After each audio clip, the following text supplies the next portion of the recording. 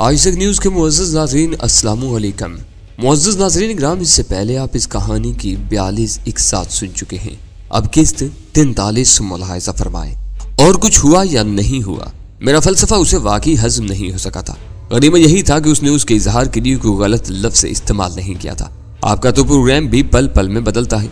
गजाला ने मेरा नया फैसला सुनकर कहा, मैं डैडी से भी कह चुकी हूँ कि आपने आज रात रवानगी का इरादा मुलतवी कर दिया है। मुझे सिर्फ कामरान की फिक्र थी। मैंने तुम्हें बिला कमुकास्त हर बात से आगाह कर दिया है। अगर आज रक्शी से मेरा टकराव ना होता तो तुलू होने वाली सुबह कामरान के लिए खुशगवार ना होती। वो उसे मरवाने का फैसला कर चुकी थी। खुदा करे को अपने वादे पर कायम रहे, उसने दुआया अंदाज में कहा। मैं उसे खासा समझने लगा हूँ।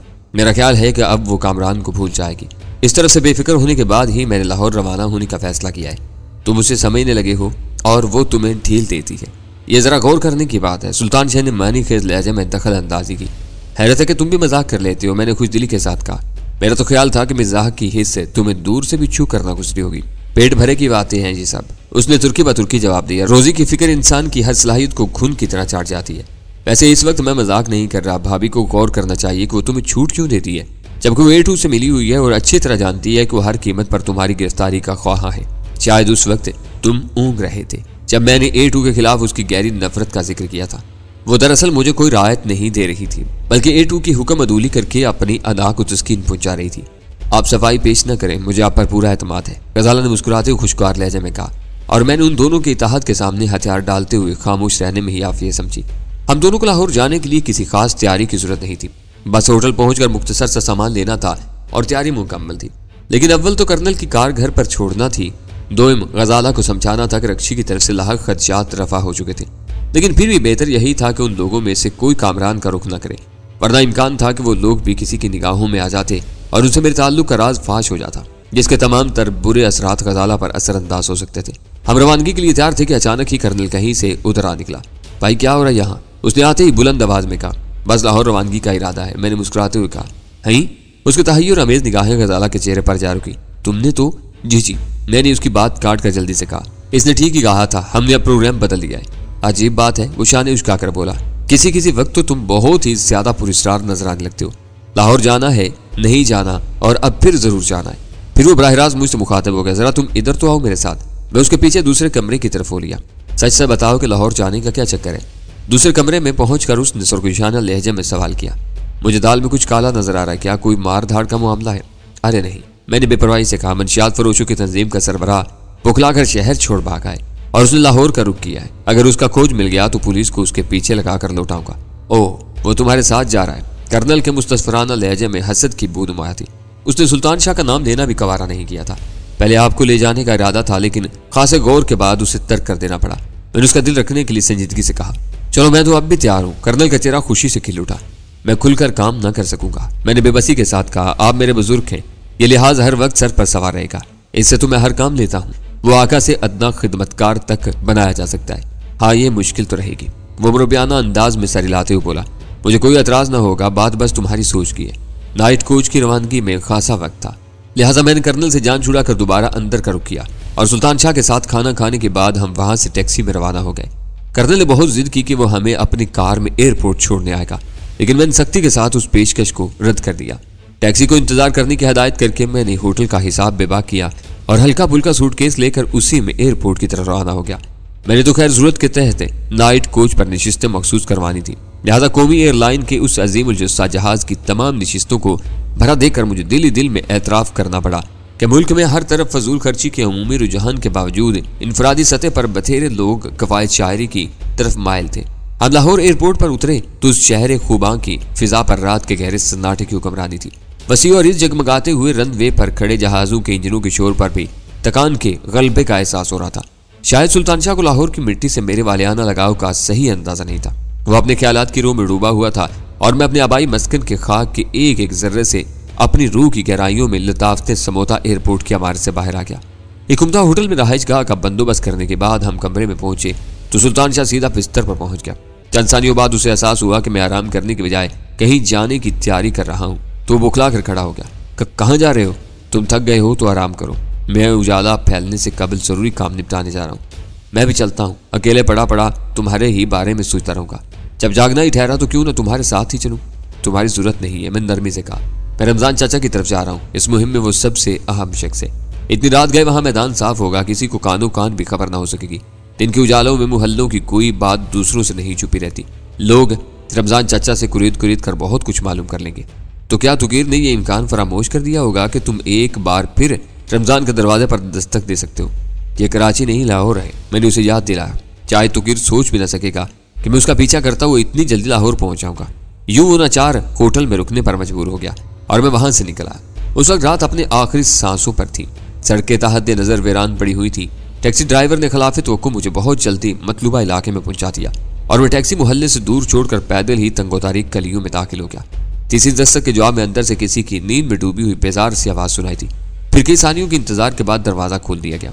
वो सीधा पर्दे के पीछे से रमजान चाचा नींद के खुमार में धुत आंखें मलते हुए नमूदार हुए तो उनके बदन में सिर्फ बुनियाद और तहबंद मौजूद था। मैंने उन्हें सलाम किया तो गली में दूर इस्तादा खंबे से आने वाली स्ट्रीट लैंप की यरकान सदा मध्यम रोशनी में आंखें फाड़ कर मुझे देखा और पहचान कर हैरान रह गए। अरे तनवीर बेटा, तुम इतनी रात गए कैसे आना हुआ? माफ करना चाचा जी, आपको नींद से उठा दिया, मैंने मुआज़िज़ खाना लहजे में कहा। बात कुछ टेढ़ी ही थी इस वक्त जो परेशान करना पड़ा। जरा तुम्हारा थोड़ा सा वक्त खराब करूंगा। आओ आओ अंदर आ जाओ, उन्होंने मेरे लिए रास्ता छोड़ते हुए कहा। ये तुम्हारा अपना ही घर है। मैं तो खुद दुआएं मांग रहा था कि कहीं तुमसे मुलाकात हो जाए। पिछली बार ना तुमने अपना कराची का पता दिया, ना मुझे पूछने का ख्याल आया। दोबारा वापस आए हो या उस वक्त से यहाँ ठहरे हुए हो? मुझे पहचानते ही उन पर छाया हुआ नींद का खुमार गायब हो गया था और वो चौचाल नजर आने लगे थे। दोबारा आया हूँ, मैंने पर्दा हटाकर अंदर सहन में दाखिल होते हुए कहा और फिर वहीं ठिठक गया। सहन में तारों भरे आसमान के नीचे बराबर बराबर चारपाइयां बिछी हुई थी जिन पर रमजान चाचा का पूरा घराना सोया हुआ था। उनमें औरतें और लड़कियां भी थीं। मैं रमजान चाचा के दोबारा टोके बगैर आगे बढ़ने की हिम्मत न कर सका। आ जाओ आ जाओ, रमजान चाचा ने कुंडी लगाकर रहनुमाई का फर्ज संभालते हुए कहा। सब गहरी नींद सोए हुए हैं, इनके सरों पर नौबत भी बजाओगे तो फजर की अजान से पहले नहीं उठेंगे। मैं उनके पीछे पीछे बैठक में दाखिल हो गया। रोटी खाओगे? वहां बैठते उन्होंने मोहब्बत अमेज लहजे में पहला सवाल किया और मैंने उनका शुक्रिया अदा करके बात टाल दी। वो पुरानी वजह के आदमी थे, लिहाजा इधर उधर की बातों में भटकते रहे, जबकि मैं ये जानने के लिए बेचैन था कि वो मुझसे क्यों मिलना चाहते थे। मुझे पूरा यकीन था कि उनकी इस ख्वाहिश का मुतहरिक तुकीर या तस्वीर ही रहा होगा। आप मुझे कैसे याद कर रहे थे चचा जी? मजबूर होकर मुझे ही उन्हें टोकना पड़ा। हाँ, अजीब बात हुई थी, वो चौंक कर बोले। तुम आए और चले भी गए। मैं इस किस्सों को भूल गया। फिर एक दिन मैं साइकिल पर घर लौट रहा था कि कचहरी के पास तस्वीर को एक बड़ी सी कार में बैठे देखा और साइकिल से उतर कर उसके पास पहुंच गया। वो मुझे पहचान तो गया था, लेकिन शायद उस बात से उसकी शान में फर्क आ गया था कि एक साइकिल सवार उसकी चमकती हुई मोटर के पास आ गया था। उसने मेरे सलाम का जवाब बहुत रुखाई से दिया। उसकी यह हरकत मुझे बहुत बुरी लगी और मैंने भी कह दिया कि मैं उसकी शख्सियत या हैसियत देखकर उससे कुछ मांगने नहीं, सिर्फ ये बताने आया था कि उसका चचेरा भाई अपनी बड़ी माँ की तलाश में भटक रहा है। अब पता नहीं कि उसने अपनी गलती महसूस कर ली या तुम्हारे जिक्र का असर था कि वो फौरन ही मोटर से नीचे आ गया और मुझसे मुआफी मांगने लगा। इतनी देर में कचहरी के फाटक से एक लफंगा भी वहीं आ गया। चाहे तस्वीर मोटर में बैठा उसी का इंतजार कर रहा था। तस्वीर मेरे पीछे ही पड़ गया और मुझे साइकिल वहीं छोड़ने पर मजबूर करके मोटर में बिठाकर माल रोड के एक बड़े होटल में ले गया। वहां उसने मेरी खूब तवाज़े की और घुमा फिरा कर तुम्हारे बारे में सैकड़ों सवाल कर डाले। जो कुछ मुझे मालूम था मैंने बता दिया, क्योंकि बिछड़े दिलों को मिलाना भी सवाब का काम होता है। तुम्हारा पता मुझे मालूम नहीं था, इसलिए मैं उसे ना बता सका। मेरी आंखें तो उस वक्त खुली जब तस्वीर ने अपने दोस्त से लेकर 10 के नोटों की एक गड्डी जबरदस्ती मेरी जेब में डाल दी और कहा कि मैं जब भी तुम्हें देखूं या तुम मुझसे मिलने आओ तो मैं तुम्हारा पता मालूम करके उसे खबर कर दूं। उस वक्त मुझे पता चला कि उसने 1000 रुपए सिर्फ तुम्हारा पता मालूम करने के लिए दिए थे। मैंने उस बहुत से बहुत जान छुड़ाना चाहिए, लेकिन वो रकम वापस लेने पर आमादा ही नहीं हुआ। जब वो मुझे वापस कचहरी के बाहर खड़ी हुई साइकिल के पास छोड़ने जा रहा था तो उसने मुझसे कहा कि मैं तुम्हें अपनी और उसकी मुलाकात के बारे में हरगिज कुछ न बताऊं, क्योंकि तुम्हारा पता मालूम करके अचानक ही बड़ी माँ को तुम्हारे पास ले जाकर तुम्हें हैरान करना चाहता था। वो मुझे बिल्कुल ही बेवकूफ समझ रहा था, लेकिन मैं उसी वक्त समझ गया था कि झूठ बोल रहा है। बस मैं तुम्हें यही बताने के लिए बेचैन था। मेरा अंदाजा है कि तुम्हारे भाइयों के दिलों में अभी तक तुम्हारी तरफ से मैल है। तुम उनसे मिलने का ख्याल ही दिल से निकाल दो। और तुम उसे मेरे पते की खबर कैसे देते चाचा? मैंने पुरस्कून लहजे में सवाल किया। उसी ने एक कागज पर कोई नंबर लिख कर दिया था। कह रहा था कि मैं इससे अलाट साहब को फोन करके बता दूं। रमजान चाचा ने उसीले लहजे में कहा। वो नंबर याद है आपको? मैंने पुरुमीद लहजे में सवाल किया। वो पर्चा मैंने रुपयों की गड्डी के साथ एहतियात से रख छोड़ा है। रमजान चाचा हाथों से घुटने थाम कर उठते हुए बोले, मैंने घर तक में किसी से इस बात का जिक्र नहीं किया। तेरी चच्ची बहुत लालची औरत है। बच्चियों के दान जहेज के बहाने सारे ही पैसे हत्या ली थी। किस कदर सादालू और बेलोस था वो इंसान, और उसके इर्द गिर्द कुछ ऐसे भी थे जिन्हें इंसानियत छू कर बिना गुजरी थी, और इसी का नाम दुनिया था। सब रमजान चचा की तरह नेक खसलत होते तो फिर नेकी का एहसास कैसे उजागर होता। वो बुरे लोग ही तो थे जो अपने नामा यामाल में गुनाहों की स्याही लथेड़ कर सच्चाइयों को दुआम के मंजिल पर शनाख्त करवाते थे। रमजान चाचा टीन के एक तंदूक का ढक्कन उठाए, उसमें कुछ टोलते रहे और फिर नोटों की गड्डी लाकर मेरी गोद में डाल दी। ये क्या है चाचा? मैंने हैरत से पूछा। उसी के रबर में वो पर्चा रखा हुआ है, निकाल कर पढ़ लो। उससे मिलो तो ये पैसे उसके मुंह पर दे मारना, ना मिलना चाहो तो किसी माजूर को दे देना, मेरे लिए ये हराम है। लाहौर की सरजमीन पर पहुंचते ही वो कामयाबी की पहली किरण थी। ऐसा सिरा मिल गया था जिसके सहारे पेशकदमी की जा सकती थी। मैंने गड्डी पर चढ़े हुए रबड़ बैंड में फंसा हुआ रुक्का निकाल कर खोला, जिस पर एक नामानूस नंबर तय था। एशियन सिंडिकेट लिमिटेड के फोन नंबर मुझे जुबानी याद थे, वो नंबर उनसे मुख्तलिफ था। यानी उस बार A2 के एक नए ठिकाने का सुराग मिला था। रमजान चाचा खुद भी ना समझ नहीं था, तस्वीर के खुदगर्जाना रवैये से खुद भी सही नताइज अखज कर चुका था, लेकिन मैंने जरूर समझा कि उन पर हालात की नजाकत पूरी तरह वाज़े कर दूं, ऐसा ना हो कि बेखबरी में वो कहीं मार खा जाए। मैं रात के अंधेरे में इसीलिए आया था कि किसी को तुम्हारे घर में मेरी आमद की खबर न मिल सके। क्यों? चोरी है किसी की? ये भी तेरा ही घर है, क्या जरूरत है किसी से छुपने की? रमजान चचा को गुस्सा आ गया। चोरी नहीं, मसलहत भी होती है चचा, मैंने उन्हें समझाया। वो दोनों अब अच्छे आदमी नहीं रहे हैं, छटे हुए बदमाश बन गए और अभी तक मेरे दुश्मन है। अगर उन्हें मालूम हो गया कि तुम मेरे हमदर्द हो गए हो तो तुम्हारी जिंदगी अजीरन कर देंगे। बाल बच्चेदार आदमी के लिए ऐसे मौका पर मसलहत ही अच्छी होती है। तू भी ठीक ही कहता है। वो पुरख्याल अंदाज में बड़बड़ाए। बड़े बदजात लड़के हैं, जब तक इस मोहल्ले में रहे सर चढ़ कर ही रहे। दबना तो बड़ी बात है, बड़े छोटे का लिहाज भी नहीं करते थे। फिर वो एकदम चौंक पड़े। अरे मैंने तुझे अपनी राम कहानी में उलझा लिया, ये तू बता कि तू इस वक्त कैसे आया था? बातें करते करते उनके लहजे में मोहब्बत का रचाव खाली आता जा रहा था और मुझसे बाकायदा तू पर आ गए थे, जो उनके मुंह से बहुत भला लग रहा था। शायद यही सब सुनने आया था। मैंने हंसते हुए कहा, कराची में कुछ दिनों से कोई मेरे पीछे लगा हुआ है। बहुत सोचा मगर कोई दुश्मन याद नहीं आया।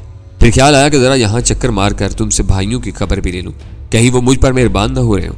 तो वो तेरा पीछा करते कराची तक जा पहुंचे। चचा ने हैरत से कानों की लोहें छूते हुए कहा, दुश्मनी तो कब्र तक चलती है चचा, और मैं अभी जिंदा हूँ। लेकिन बिगाड़ा क्या तूने उनका पुत्र? तेरा बाप कौन सी जागीर छोड़ गया था जो तूने दबा ली? सच पूछो तो उन्होंने तेरी माँ के मरने के बाद भी तुझ पर बड़ा जुल्म किया। हम सब भी उस जुल्म में शरीक थे।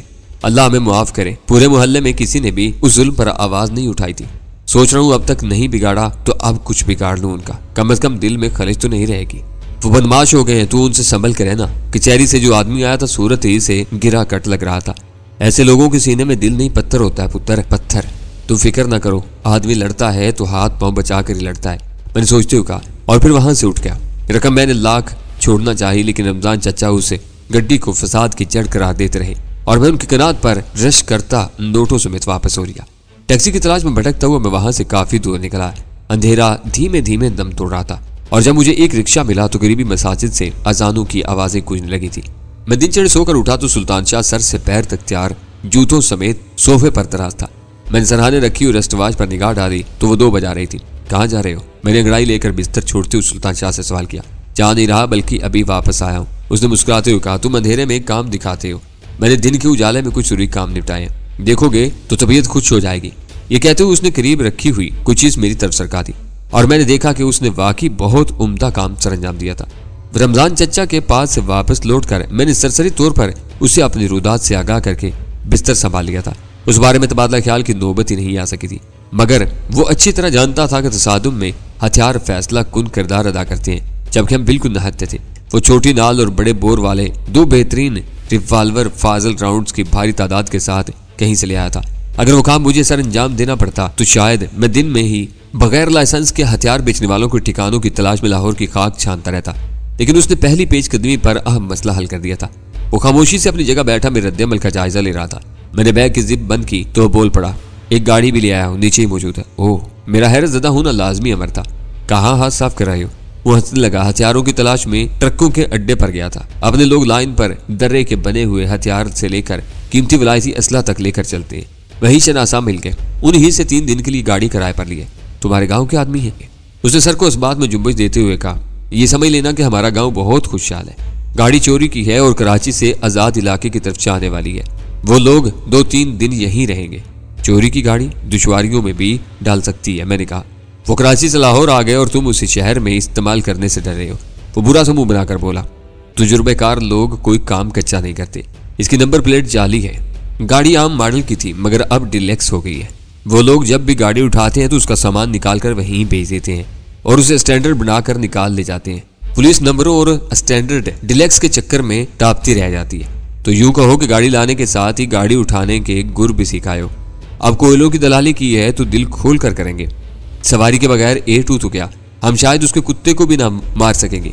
वो मकान के बजाय कले में रहता है। मैं मुंह हाथ धोना भूलकर वहीं बैठ गया। तो तुम उसका ठिकाना भी देखा है, तरकीब तुम ही से सीखी है। फोन नंबर से पता तलाश किया था, फिर गाड़ी मिलने के बाद उधर का एक चक्कर भी लगा लिया। कम से कम 1 एकड़ जमीन पर हवेली बनी हुई है, वहां घुसने के लिए कोई खास तरकीब सोचनी पड़ेगी।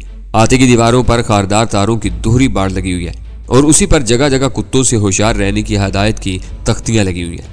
तुमने खासा काम निपटा लिया, मैंने सिगरेट सुलगाते हुए कहा। हो सकता है कि इन तारों में भी रात को बरकी रो दौड़ा दी जाती हो। जो लोग ताकतवर ट्रांसमीटर, खुदकार कैमरों और जदीद साइंसी इजादात से काम ले रहे हो, उनके नजदीक कोई भी शोबदा मुश्किल नहीं है। शायद इन तारों में बिजली ना हो, उसने इजहार ख्याल किया।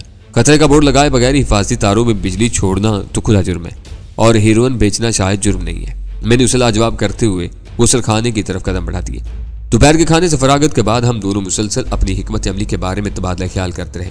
सुल्तान शाह का ख्याल था कि गैर मामूली तैयारियों के बगैर उस इमारत में भटकना भी मुहाल था और अगर किसी तरह एक बार अंदर घुस भी जाते तो किसी कार्रवाई के बगैर वहां से जिंदा बच निकलना मौजे से हरगिज कम न होता।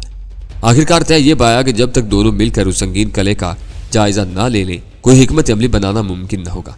6 बजे हम होटल से निकल आए। सुल्तान शाह ने गाड़ी बहुत उम्दा तलाश की थी और देखने में तकरीबन नई नजर आती थी। मैं उसके बताए हुए रास्तों पर ड्राइव करता हुआ जब उस इलाके में पहुंचा तो वो मुनफरिद इमारत दूर ही से निगाह में आ गई। अपने पुरशिकू तर्ज तामीर की बिना पर वो बिलाशुबा हजारों में एक ही रही होगी। ये बात पूरी तरह पाया तकमील को पहुंच चुकी थी कि मुल्क में वसी तरीन पैमाने पर हीरोइन की तिजारत मेरे भाइयों के हाथों में थी और वो इस धंधे में बिला मुबालगा करोड़ों कमा रहे थे। लेकिन इस खतीर आमदनी का कोई कानूनी जवाब नहीं था। उनके पास जो कुछ था वो काला धन था और काला धन रखने वाले नमूदो नुमाइश से गुरेज ही करते हैं, कहीं वो किसी सख्त गिर महकमे की नजरों में ना जाए। अगर तुकीर और तस्वीर उसी किले के हिसार में रह रहे थे तो मुझे हैरत थी कि वो कानून के शिकंजे से कैसे महफूज थे। किसी को यह ख्याल क्यों नहीं आया था कि वो इमारत कैसे और किसके सरमाए से तामीर की गई थी। महसूस रफ्तारी से कार ड्राइव करते हुए इमारत का जायजा लेता रहा। उसमें सामने के रुख पर दोनों सरों पर 2 बुलंद और वजनी आयनी फाटक थे जिन्हें जुम्बिश देना शायद एक आध आदमी के बस का रोग नहीं था। अगली समत में एक छोटा फाटक था जो बज़ाहिर वीरान और गैर आबाद नजर आ रहा था। उसके पहलुओं में बने हुए दूसरे मकानात उसके सामने बिल्कुल दब कर रह गए थे। सड़कों की दूसरी जानब ढलान का सिलसिला था जिसमें खुदरू झाड़ियां बिखरी हुई थी। दर्रे वाले तो बिलावजह बदनाम है। सुल्तान शाह तलख लहजे में कह रहा था, अपने मुलाजमों को फराग दिली से तनख्वाह भी नहीं दे सकते और ये लोग उनकी मेहनत से सोना बना रहे हैं। खुदा की कसम, मोमन खान और पाइंदा गुल को मालूम हो जाए कि यह हवेली उन्हीं के माल की तिजारत से तामीर हुई है तो अपने हाथों से अपनी फैक्ट्रियां फूंक देंगे। सुकून सुकून से काम लो। मैंने उसे टोका। शायद हमारी गाड़ी नोट कर ली गई है क्योंकि हम पूरा चक्कर काट कर दोबारा इसी सड़क पर आ निकले। कैसे? उसने हैरत से सवाल किया। फाटक तो सब ही बंद है, बाहर कोई भी नहीं है। यही तो काबिले अंसर बात है। मैंने अक्कम नुमा आईने का जायजा लेते हुए कहा, फाटक शायद बरकी मोटरों से खुलते और बंद होते हैं। इस बार हमारे गुजरते ही अंदर से एक कार निकली थी जो हमारी ही रफ्तार से पीछे चली जा रही है। उस कबल कि हमारी कार दूसरे फाटक के सामने से गुजरती, अचानक एक हल्के से धमाके के साथ हमारी कार का अकबी हिस्सा दाहिनी तरफ से नीचे झुक गया और कार उछलने लगी। मैंने फौरन ही ब्रेक लगाकर कार रोक दी। पीछे आने वाली सब्ज कार हमारे करीब से गुजरकर आगे निकलती चली गई। उसमें 4 आदमी सवार थे। मैंने उतर कर देखा तो हमारी कार का पिछला टायर फट चुका था। दूसरी तरफ से सुल्तान शाह भी नीचे आ गया था। ये क्या हुआ? उसने फटे हुए टायर का जायजा लेते हुए तशवीश सदा लहजे में सवाल किया। होशियार रहना, मैंने धड़कते हुए दिल के साथ आहिस्ता से कहा। शायद खेल शुरू हो चुका है। इस वक्त मेरे जगह पैर में सनसनी सी सराहियत करती जा रही थी। मैंने गैर महसूस तरीके पर कुर्बो जवार का जायजा लिया तो हर तरफ वीरानी का राज था। आगे नजर आने वाला आहिनी फाटक बदस्तूर बंद था, लेकिन फिर भी मेरी छठी हिस्स कह रही थी कि कुछ नादीदा निगाहें हमारी एक एक नकलो हरकत का जायजा ले रही हैं। मगर ये टायर फटा कैसे? वो मतहोश नजरों से सड़क की दूसरी चानब फैली हुई ढलान की तरफ देखते हुए बोला, इसके टायर बिल्कुल नए थे। शायद सब्सकार से बेआवाज फायर किया गया था। मैंने कहा, अमदीदा उदानिस्ता यहाँ रोकने की कोशिश की गई है। इस वक्त तेजी से अंधेरा उतरता चला आ रहा है। जल्दी टायर तब्दील करो वरना हम यहीं घेर लिए जाएंगे। बात उसकी समझ में आ गई। वो फुर्ती के साथ कार को जग पर चढ़ाने लगा और मैं पाना संभाल कर व्हील नट खोलने में मसरूफ हो गया। आखिर हमारे साथ ये हरकत क्यों की गई? उसने जग चढ़ाते हुए जान अमेज लहजे में कहा, बज़ाहिर कोई नहीं दिखाई देता, लेकिन इस सड़क की कड़ी निगरानी होती है। इस कार्रवाई का एक ही जवाब समझ में आता है कि हम दूसरी बार इस सड़क पर आए थे। ये तो कोई बात ना हुई। वो बुड़बुड़ाया, यह इमारत ही ऐसी है कि कोई इसका 4 बार भी तवाफ करे तो कम होगा। मान मेरे जहन में एक ख्याल कूदा और मुझ पर वहशत सी तारी होगी। अगर सिर्फ कार ही रोकी जानी थी तो उसका कोई फायदा नहीं था। वो लोग जराइम के इर्तिकाब में जदीद तरीन असलहे से इस्तेफादा करने के आदी थे। उनके लिए दुश्वार नहीं था कि बेआवाज फायर के जरिए टायर नकारा करके जाते, सब्ज कार से वही कोई नन्ना सा मगर ताकतवर लासिल्की ट्रांसमीटर फेंक जाते, फिर उसके जरिए टायर की तब्दीली के वक्त हमारी सारी गुफ्तगू अंदर उस आले से मुंसलिक रिसीवर पर गौर से सुनी जाती और उसकी बुनियाद पर हमें नजरअंदाज या घेरने की कोशिश का कोई फैसला किया जाता। मैं कुर्बो जवार में दीवाना वार ऐसे किसी आले को तलाश करने लगा जो मेरे शुबहात की तायद कर सके। क्या कर रहे हो तुम? गाड़ी के आगे पत्थर लगाओ, ये जैक पर से गिर जाएगी। सुल्तान शाह ने हाँक लगाई। पेशाब करके आ रहा हूँ, मैंने उस कथा का जायजा खत्म करते हुए कहा और तेजी से उसके नजदीक पहुंचकर होंठों पर उंगली रखकर खामोश रहने का इशारा करने लगा। एक सानिये के लिए उसने हैरत से मेरी तरफ देखा और फिर मेरा मद्दा समझकर सर हिलाने लगा। मुझे एहसास हुआ कि मुझसे खतरा भांपने में ताखीर हो चुकी थी। इब्तिदा में हमारे दरमियान ऐसे मुकालमों का तबादला हो चुका था जिनकी बिना पर हमारे मशकूक अज़ाइम की निशानदेही हो सकती थी, लेकिन अब उसका तोड़ करना नामुमकिन होकर रह गया था। शाबाश, जल्दी हाथ चलाओ। मैंने सकूत को खतरनाक समझती हुई जुबान खोली। हो सका तो इस इमारत के मुहाफ़िज़ से दरख्वास्त करेंगी कि हमें अंदर का एक चक्कर लगाने की इजाज़त दे दी जाए। मैं बोल जरूर रहा था लेकिन पूरी तरह चौकन्ना था और मेरी निगाहें उस इमारत के अगले फाटक पर ही मरकूज थी जिसकी रोशनियां अंधेरा होने के बावजूद मादूम थी। फिर जैसे ही सुल्तान शाह ने जैक उतार कर बाआवाज बुलंद काम होने पर इत्मीनान के कलमात अदा किए, बंद फाटक के किसी हिस्से से एक बेआवाज शोला तैरता उस रात से कार की तरफ आया और उस बार अगला टायर धमाके के साथ फट गया। हम दोनों की जेबों में भरे हुए रिवाल्वर मौजूद थे। मैं दरवाजा खोलकर फाजल राउंड की पेटी उठाई और फिर दोनों बजक वक्त पूरी रफ्तार के साथ सड़क के साथ साथ फैली हुई झाड़ियों में घुसते चले गए। जीगड़ों का शोर यकलक थम गया था और हम दोनों एक दूसरे के कदमों की आवाज के सहारे आगे दौड़ते रहे। अभी रात का अंधेरा पूरी तरह नहीं फैला था, लेकिन उस घने जंगल में घूर तारीकी का राज हो चुका था। खड़े दरख्तों के साए में फैली हुई बेतरतीब झाड़ियां हमारी पेशकदमी में बुरी तरह मुजाहमत कर रही थी। मुझे अपनी पिंडियों पर खराशे पड़ने का एहसास हो रहा था, जिनमें खासी सोजिश हो रही थी। मैं बस दिल ही दिल में ये दुआ मांग रहा था कि इस अंधाधुंध भाग दौड़ में हम दोनों में से कोई किसी जहरीली खारदार झाड़ी की इज्जत में ना आने पाए। उस सूरत हाल में अगर हम में से कोई भी सुस्त पड़ता तो वो दूसरे के लिए नाकाबिले बयान मुसाहिब खड़े कर देता। रुक जाओ वरना गोली मार दी जाएगी। अचानक ढलान के ऊपर सड़क के किनारे से किसी की तहकमाना आवाज गूंजी, यहाँ से तुम बचकर नहीं निकल सकते। गैर इरादी तौर पर मेरे कदम रुक गए और मैंने अपने साथ सुल्तान शाह को भी एक तनावर दरख्त की ओट में खींच लिया।